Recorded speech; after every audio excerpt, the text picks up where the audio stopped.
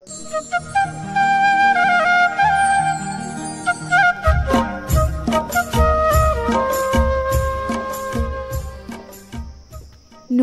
বন্ধুরা, কেমন আছো তোমরা সকলে? আশা করছি সবাই ভালো আছো।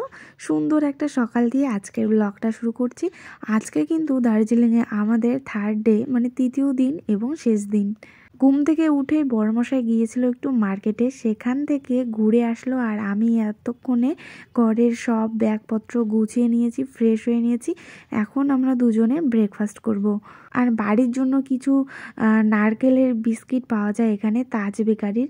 তোমরা অবশ্যই নামটা শুনে থাকবে। তো এনেছে বাড়ির সবার জন্য নিয়েছি, আমার বাড়ির জন্য, দিদির বাড়ির জন্য, তো সবার জন্য নিয়েছি। আর এদিকে দেখো একটা গান চালিয়েছি, যেটা হলো আমার মন বসে না শহরে, তাই তো এলাম পাহাড়ে।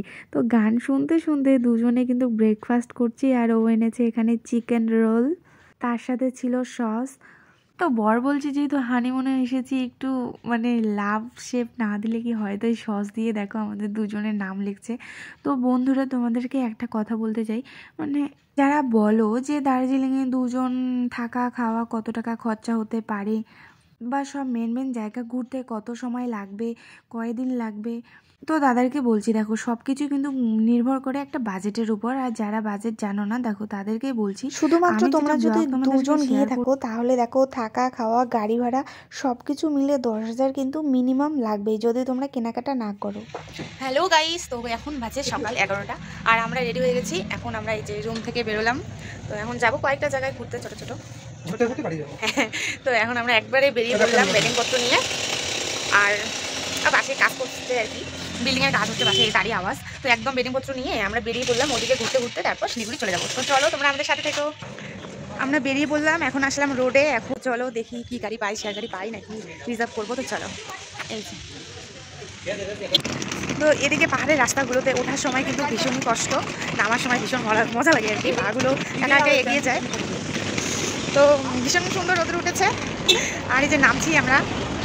তো চলো যাই, রাস্তায় প্রচুর গাড়ি, একটু দেখে শুনে যেতে লাগবে। চলে আসলাম গাড়ির স্ট্যান্ডে। এখানে কিন্তু সব গাড়ি রাখা আছে, কে কোথায় যাবে। এখান থেকে গাড়ি ধরেই কিন্তু ল্যাপচা জগৎ, তারপর মিরিক, আরও অন্যান্য যেগুলো আর কি ঘোরার জায়গা, তো অনেকজন হলে কিন্তু নিয়ে যাবে। আর যদি তোমরা পার্সোনালি যেতে চাও তাহলে একটু বাজেটটা বেশি পড়বে। তো আমরা এই দার্জিলিং মোড় থেকে শেয়ার গাড়ি করে কিন্তু ল্যাপচা জগতে গিয়েছিলাম। যেহেতু গাড়িতে 6 থেকে 7 জন ছিল, তাই জন্য কিন্তু আমাদের ভাড়া নিয়েছিল 70 টাকা। নয়তো যদি 3 থেকে 4 জন হতো তাহলে 100 টাকা নিত। আর তার থেকেও বড় কথা, সামনের সিট বা পিছনের সিট হিসেবেও কিন্তু একটু দাম হয়। তো দেখো আমরা কিন্তু চলে আসলাম। আর দার্জিলিং থেকে এটা কিন্তু আর একটু অনেকটাই দূরে বলতে গেলে কি এই ল্যাপচা জগৎ। তো এখানে এসে আমরা সামনের দোকানগুলোতে আমাদের লাগেজগুলো রাখি, তারপর আমরা ভিতরে ঢুকি। আর এখানেও এক একজনের কিন্তু 20 টাকা করে টিকিট ছিল। সকাল 8টার পর থেকে কিন্তু খোলা থাকে, যতক্ষণ বিকেল অবধি মানুষ থাকে। কোনোদিন আবার আগেই বন্ধ করে দেয়, তখন बहुत अच्छा, बहुत ठंडा है। हाँ, यहाँ पे बहुत जोर के हिंदी में हवा को क्या बोलते हैं गाइस, मुझे पता नहीं। 2 दिन दार्जिलिंग में रहेगा, कुछ कुछ हिंदी सीखा है। यहाँ पे लोग का बात तो मुझे कुछ समझ में नहीं आता है, लेकिन सब लोग हिंदी समझ जाती है।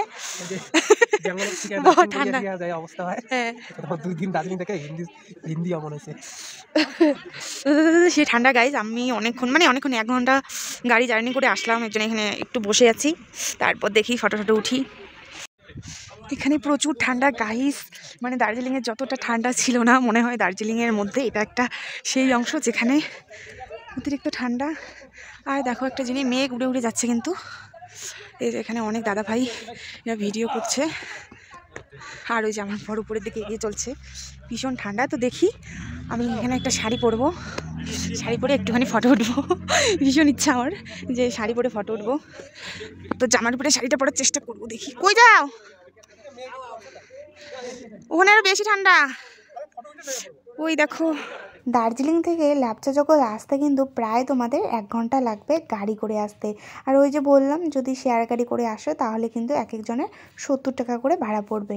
মোটামুটি তোমরা যদি 4 দিনের ছুটি নিয়ে আসো তাহলে কিন্তু পুরো দার্জিলিং শহরটাই প্রায় ঘোরা হয়ে যাবে। তো আমরা যেহেতু 2 দিনের প্ল্যান নিয়ে এসেছি, তাই আমরা আজকেই বাড়ি ফিরবো। এই গাছগুলোর নাম কিন্তু পাইন গাছ, মানে পাইন ফরেস্ট, কিন্তু এটা ল্যাপসা জগৎ পাইন ফরেস্ট। তো দেখো আমি শাড়ি পরে নিয়েছি অলরেডি, আমাদের অনেক পিকচার ওঠা কমপ্লিট, আর দুজনের পিকচার খুব একটা উঠতে পারলাম না, জামার পরে শাড়ি খুব একটা ভালো হয়নি। তো যাই হোক আমাদের ঘোরা কমপ্লিট এখন থেকে। না এখন আবার এখান থেকে মিরিকের গাড়ি ধরতে লাগবে।